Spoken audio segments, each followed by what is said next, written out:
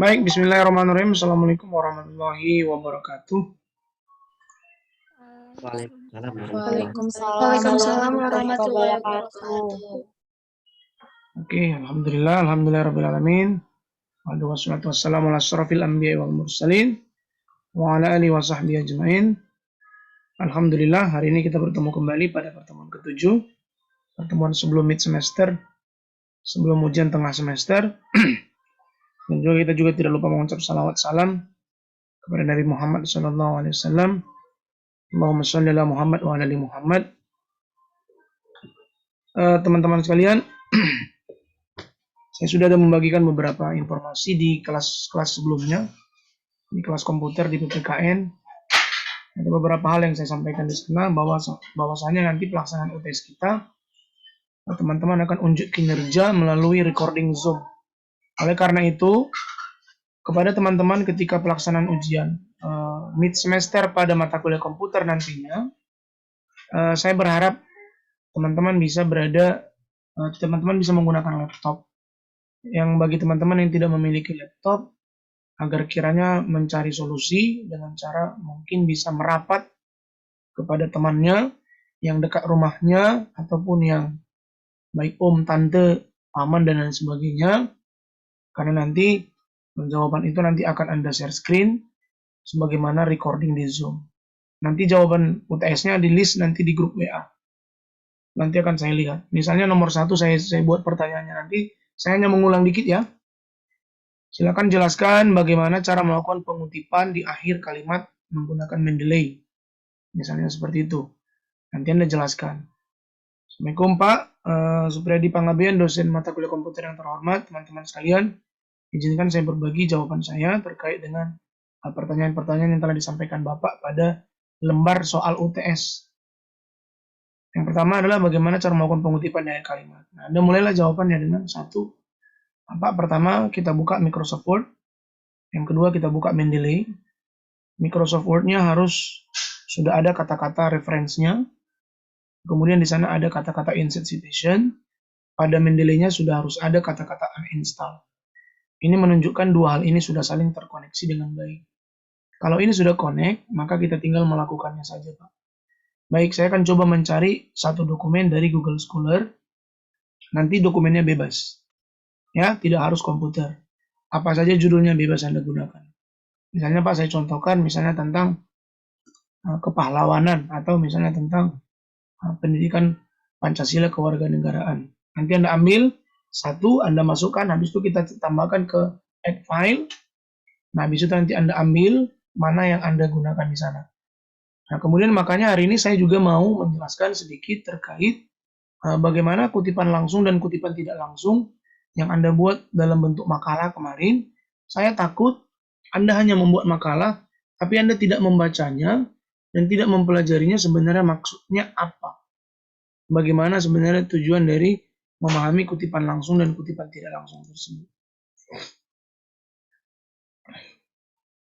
Oke, sebentar teman-teman.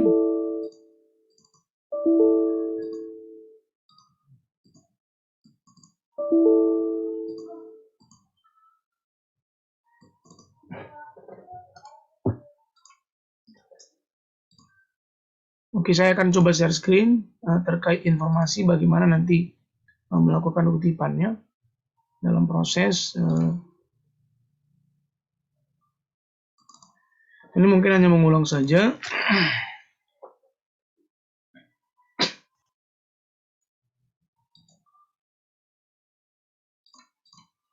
Suara Bapak terdengar jelas ke sana ya, teman-teman? Terdengar, Pak. Oke, baik. Yang pertama, teman-teman sekalian, saya hanya mengulang saja supaya Anda bisa semakin mantap dan yakin.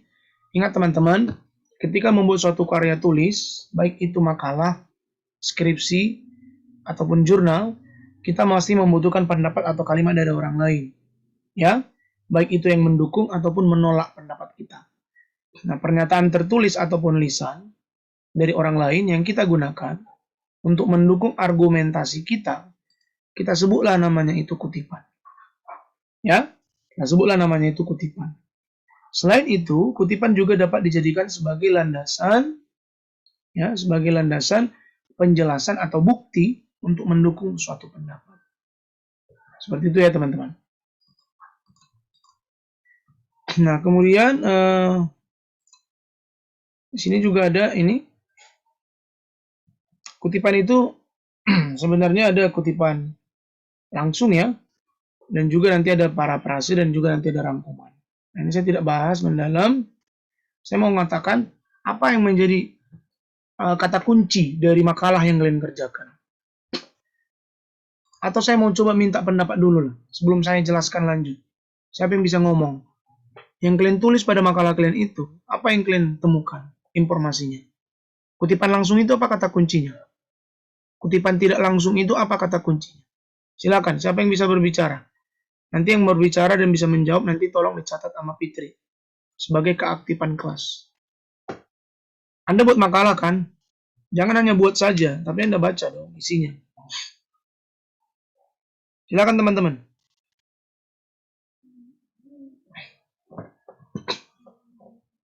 Apa kata kunci dari kutipan langsung? Apa kata kunci dari kutipan tidak langsung?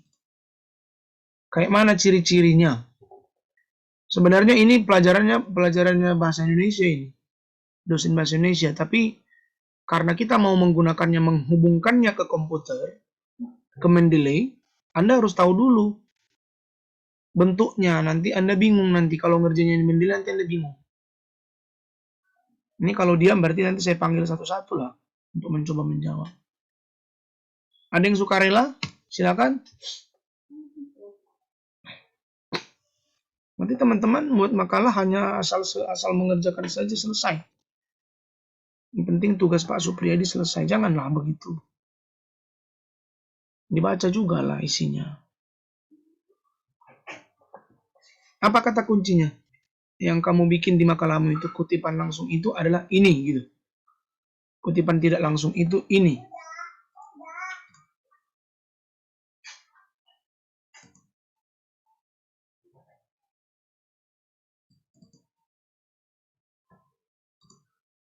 Kemudian bisa nggak diberikan contoh?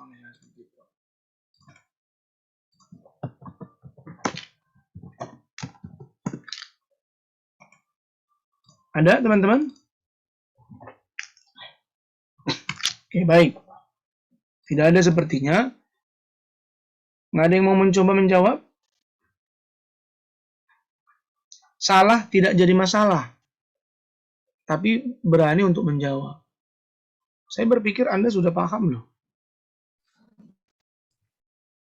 Itu kan bisa dibaca, maksudnya dibaca, kamu bisa ambil kata kuncinya. Tidak perlu takut-takut. Berbi Sulasti mau coba? Silakan. Saya coba ya Pak. Iya. Kalau kutipan langsung gitu, kita ngambil kata-kata dari orang tanpa mengubah kata yang dibilang itu. Jadi kalau kutipan tidak langsung, kita ambil intisarinya aja ya Pak. Bagus. Fitri. Contohnya, Ya. misalnya kita ambil kutipan dari Bapak gitu kan. Kita tulis nama Bapak di depan, baru tulis kata-kata Bapak. Sepengetahuan saya cuma gitu sih Pak. Oke. Tidak apa-apa. Sudah berani berbicara itu bagus. Sudah berani ngomong, percaya diri itu bagus. Fitri tolong dicatat ya ini. Derby ya. Kasih kode A ya, aktif ya. Di samping namanya di absen ke-7 hari ini. Karena dia mencoba untuk menjawab. Dan benar ya, kutipan langsung itu adalah kutipan yang memang tidak mengubah kalimat. Kutipan tidak langsung adalah kutipan, kalau masalah posisinya nanti akan saya lanjutkan membahas. Biasanya bisa diletak di depan, bisa juga diletak di belakang. Tapi memang umumnya biasa diletak di depan kalau kutipan langsung. Karena kita mau menggunakan kata mengatakan bahwa. Ya, mengatakan bahwa. Itu biasanya kutipan langsung. Artinya orang yang bersangkutan langsung mengatakan bahwa, kemudian tidak merubah susunan kalimat, langsung copy paste. Dan syaratnya ada, harus pakai tanda kutip buka, tanda kutip tutup. Kemudian apa lagi syarat tambahan untuk kutipan langsung itu? Silakan satu orang lagi saya rasa sebelum saya yang jelaskan. Silakan satu orang lagi siapa yang mencoba menambahkan. Tadi Barbie hanya fokus pada kutipan langsung itu adalah yang diambil dari penulisnya tanpa mengubah susunannya, bulat-bulat gitu. Bulat-bulat diambil gitu. Kalau kutipan tidak langsung, kita merubah-rubah bahasanya. Ya, merubah-rubah bahasanya. Maksudnya dia bilang gini, komputer adalah alat mempermudah kehidupan. Singkat aja ya, komputer adalah alat mempermudah kehidupan manusia. Coba kamu rubah bahasa saya itu. Bisa aja kamu bikin gini, kehidupan manusia telah dipermudah dengan adanya komputer. Itu contoh. Artinya sama, tetapi bentuknya sudah berubah. Dari kalimat aktif menjadi kalimat pasif. Misalnya seperti itu. Sepertinya teman-teman memilih untuk diam. Oke, saya ceritakan dikit dulu. Jadi teman-teman, ini dia. Oh, mana tadi ya kutipan langsung ya?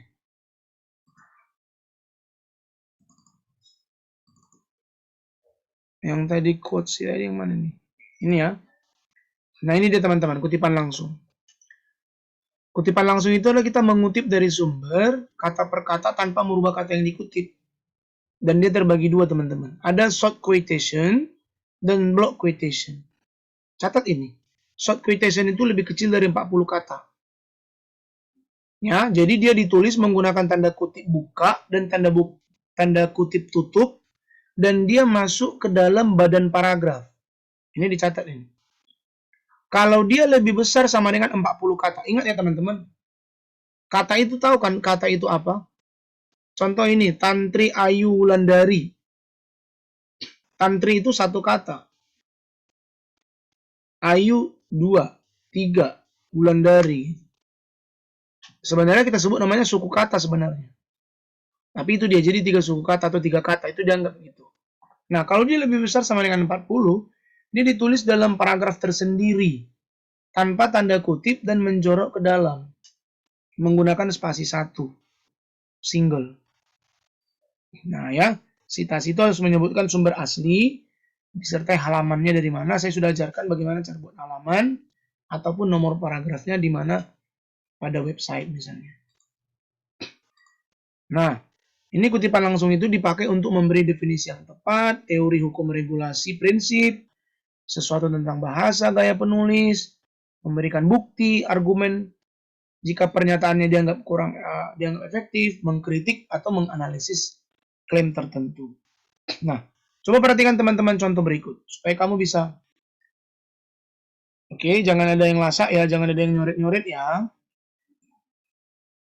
Oke, sabar ya. Ini bukan PKKMB ya. Ini bukan masta. Ini kuliah sama dosen. Nanti kalau nyoret-nyoret nanti langsung dicatat nanti. Lasak. Nah, oke ya, kita lanjut. Ini direct quotation. Kutipan langsung.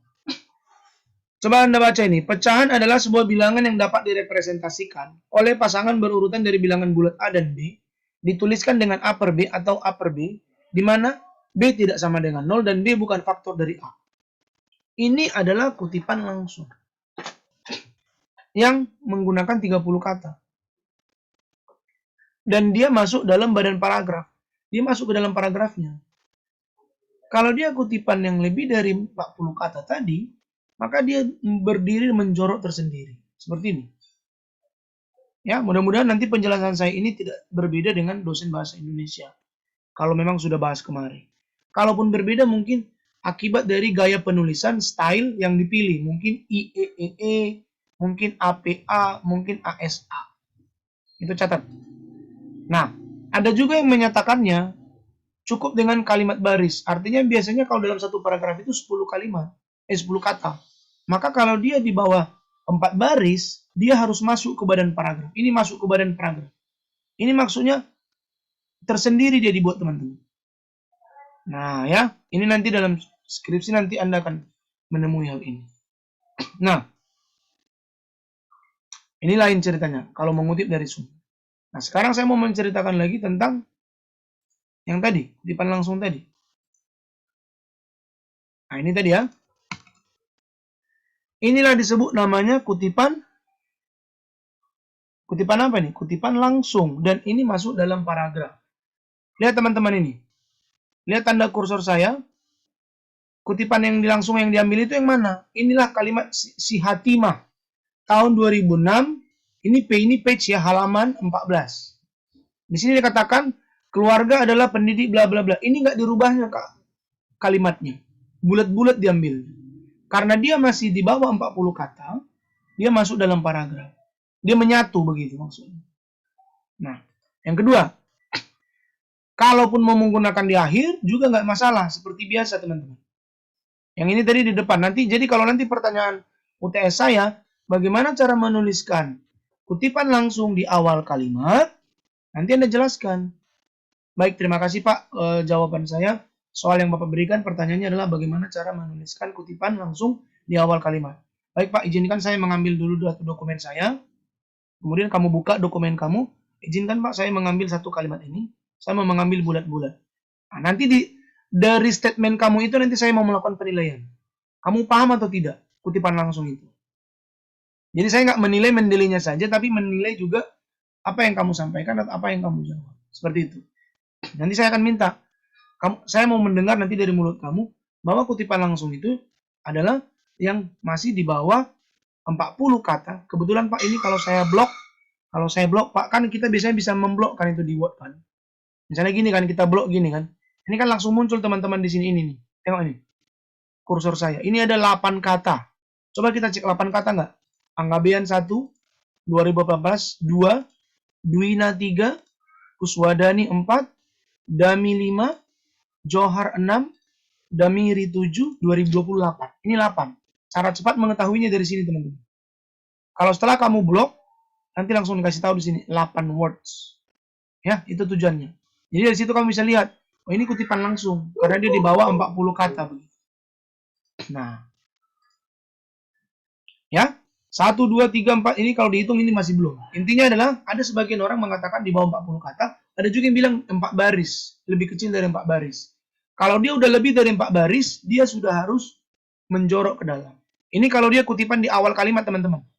Ingat ya, inilah langsungnya. Hatimah katakan dalam penelitiannya bahwa ini langsung namanya. Ini juga langsung. Dia mengatakan bahwa.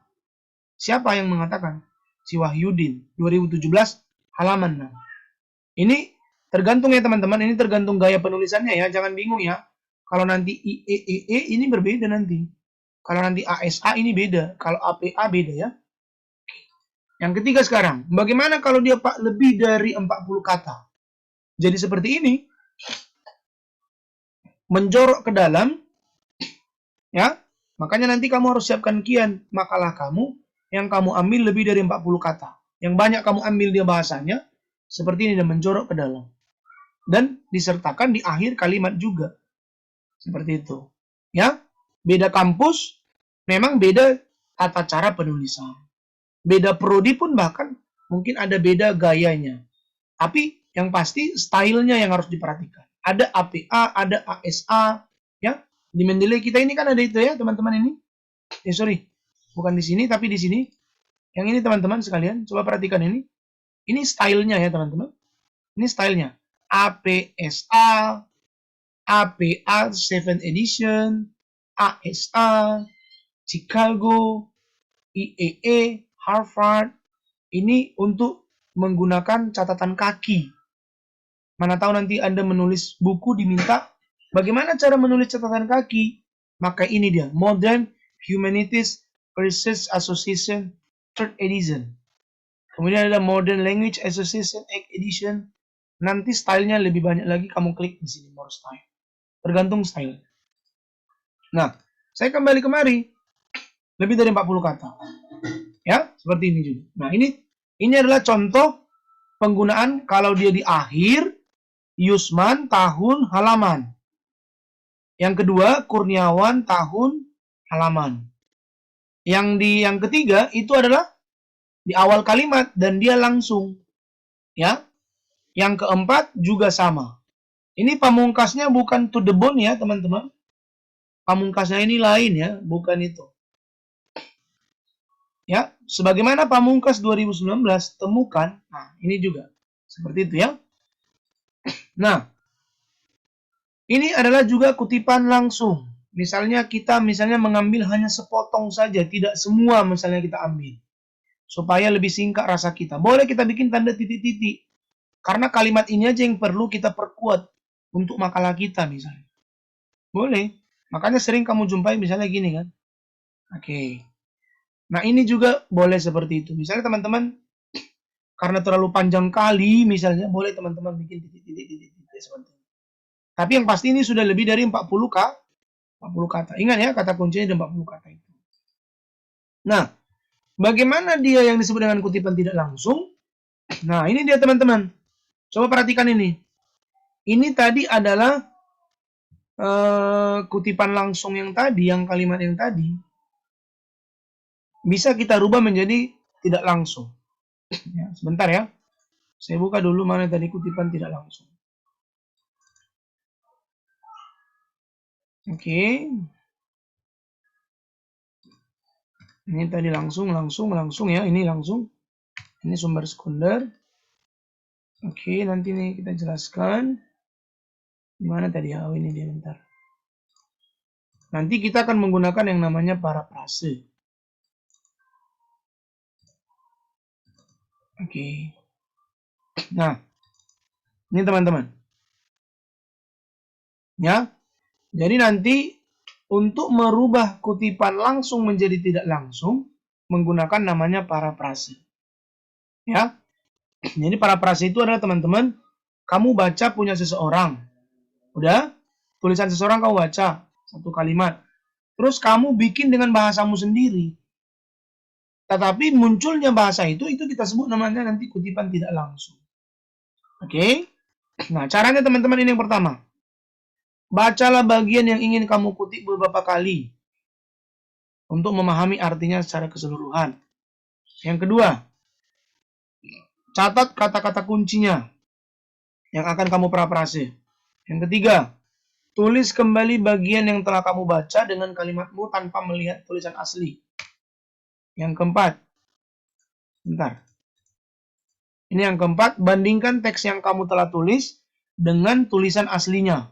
Masih ada nggak perbedaannya? Dan jangan salah teman-teman, parafrase ini adalah salah satu cara paling baik untuk menurunkan plagiat. Kalau plagiatmu tinggi, maka kamu harus parafrase. Kemudian yang kelima, mengutip langsung dari sumber atau citasinya, tetapi dengan cara kamu harus merubah maknanya. Nah ini teman-teman, coba perhatikan contoh-contoh parafrase berikut ini. Pertama, ya, memulai pada titik yang berbeda. Misalnya itu kutipan aslinya.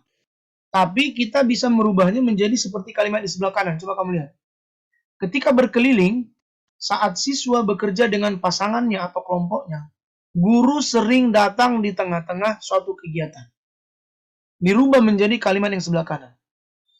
Ketika siswa bekerja dalam kelompok, guru harus menemukan momen yang tepat untuk melakukan penilaian.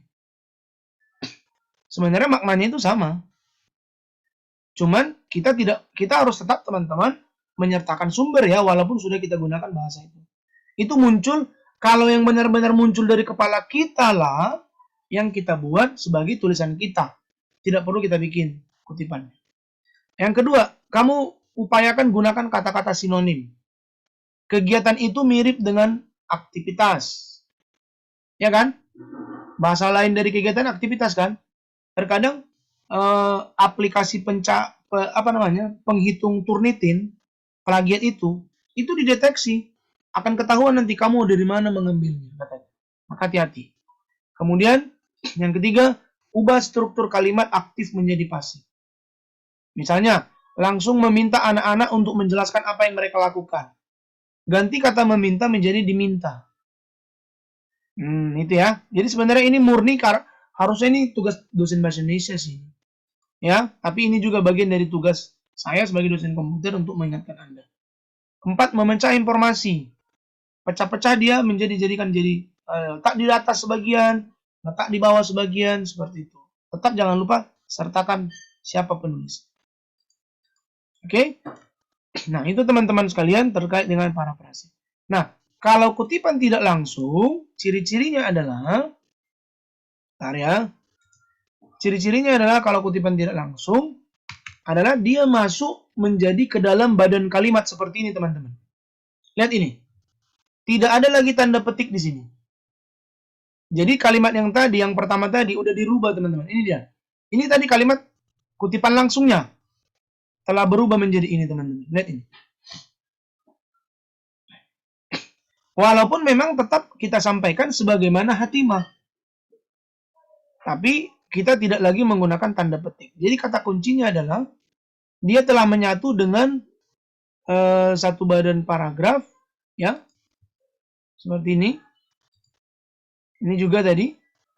Dia juga menggunakan tanda kutip. Mohon maaf, saya salah. Kata kuncinya adalah kalau langsung yang tadi dibilang si teman kita tadi, si Bella ya tadi ya, siapa namanya tadi? Berbi Sulasti. Berbi tadi bilang apa? Kutipan langsung itu langsung diambil, kalimatnya nggak dirubah-rubah. Angkut semua. Kalau tidak langsung, dirubah-rubah dia bahasanya. Itulah namanya parafrase. Kira-kira bisa dipahami? Kalau cara penulisannya tetap sama, teman-teman. Tetap pakai tanda petik, tetap pakai gaya seperti biasa, ya. Beda kedua untuk langsung, kalau dia lebih dari 40 kalimat, di bawah 40 kata, dia menyatu dengan paragraf. Kalau dia lebih, dia menyendiri dia dan menjorok ke dalam. Seperti itu. Oke? Ada pertanyaan sampai di sini? Untuk merubah kalimat at all menjadi DKK, silakan tonton di video-video sebelumnya di kelas lain. Itu juga nanti masuk dalam ujian. Apakah sudah ada yang menonton? Di sana saya jelaskan bagaimana cara merubah tulisan P menjadi halaman. Ini, teman-teman sekalian, kalau kamu lihat ini kan di sini ada P ini. Coba kamu perhatikan. Kelihatan ini P-nya? P ini harusnya adalah halaman. Nanti saya akan nanya ini nanti di ujian. Bagaimana cara merubah P pada Microsoft Word dan Mendeley menjadi halaman? Nanti kamu jawab. Baik Pak, terima kasih atas pertanyaan nomor 3-nya. Di rekaman itu juga nanti. Makanya kamu jawab dulu semuanya lengkap, baru nanti kamu mulai recording. Oke Pak, izin. Untuk menjawab ini Pak, maka saya pertama, yang saya lakukan adalah saya buka Mendeley. Misalnya Pak ya, ada saya tambahkan lah misalnya Pak ya, ada halamannya ya Pak. Misalnya ini ya Pak, halaman 23 misalnya gini.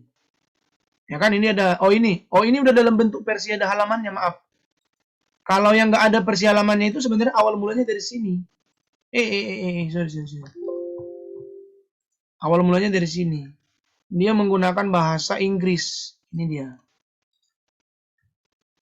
Nanti Anda tonton lah. Saya juga nggak ngulangin ini lagi lah. Di video yang kelas sebelumnya. Nah, jadi misalnya ini kan. APA gini. Nah, ini. Ini ada P-nya kan, teman-teman. Ada P-nya di sini. Ada P. Ya kan? Ada P. Maka, cara merubahnya, nanti Anda jelaskan. Pertama, Pak, kita letakkan kursor. Kemudian kita klik style. Kemudian more style. Ini gampang sekali kan. Ujiannya udah dikasih tahu jawabannya kan. Lucu ya kan. Ujian MIT-nya kalau dikasih tahu Pak jawabannya. Luar biasa. Indonesian dan. Nanti dia akan berubah langsung halaman. Hal ya. Berubah langsung halaman. Kalau mau merubah dia menjadi gambar, nanti caranya dari mana nanti? Kalau misalnya saya tanya, bagaimana cara merubahnya dari gambar misalnya? Caranya gambar. Ini klik di sini, pilih gambar. Misalnya gambar 2.1. Nah, misalnya gini. Nah, ini gambar 2.1 di Sidamiri ya. Edit lagi kalau mau dirubah, letakkan kursor, gambar apa misalnya. Dan lain sebagainya ya. Di sini banyak pilihannya. Tapi biasanya halaman itu sudah diterjemahkan. Nah, kayak mana merubah DKK dan kawan-kawan? Misalnya ada kutipan seperti ini. Ini dia. Nah ini banyak dan kawan-kawan. Biasanya teman-teman di tempat kalian ini tidak DKK tapi at all. Ada yang pengalaman nggak? Coba jawab dulu. Ada yang pengalaman nggak make ini? Ada kata at all-nya. Waktu Ada, mengerjakan Pak. tugas kemarin. Siapa? Coba. Siapa namanya? Fiona, Pak. Fiona. Ada make kemarin Fiona at all? Iya, Pak. Nah, jadi nanti pertanyaan Pak Supriyadi, bagaimana cara merubah at all menjadi DKK? Tonton video saya sebelumnya, di situ sudah saya jelaskan juga bagaimana cara merubahnya. Di kelas A, PGSD kalau nggak salah saya. Nanti coba ditengok di sana. Kalau bingung nanti silakan nanti ditanya. Caranya nanti ini menggunakan pemrograman. Ya, nanti kamu harus masuk ke komputer, ke C, baru nanti kamu buka program file, baru kamu cari Mendeley desktop, baru kamu klik citation locales, baru kamu cari ini nanti ini. Locales ID. Yang ini. Ini kamu klik kanan, open with notepad. Nanti kamu rubah, ada yang kamu rubah di sini. Silakan nanti tonton aja dari video sebelumnya. Jadi ini adalah bahasa pemrograman teman-teman. Ini jangan kamu rubah-rubahin ya, nanti kamu bisa bahaya. Nanti di bagian sini nanti dia add all itu nanti bisa dirubah menjadi DKK dan kawan-kawan. Jadi nanti kalau kamu belum merubahnya, nanti di bagian ini punya kamu itu nanti akan tertulis di bagian sininya itu nanti add all titik gini. Nah ini di save. Setiap melakukan sesuatu nanti kamu harus close dulu Mendeley-nya. Karena waktu sudah habis, saya rasa cukup sekian. Sampai ketemu di UTS, kerjakan dengan baik, recordingnya nanti di list di grup. Mohon maaf kalau ada salah-salah. Terima kasih atas segala perhatian. Nanti recordingnya saya kirim di YouTube. Assalamualaikum warahmatullahi wabarakatuh. Waalaikumsalam warahmatullahi wabarakatuh. Oke, terima kasih. Saya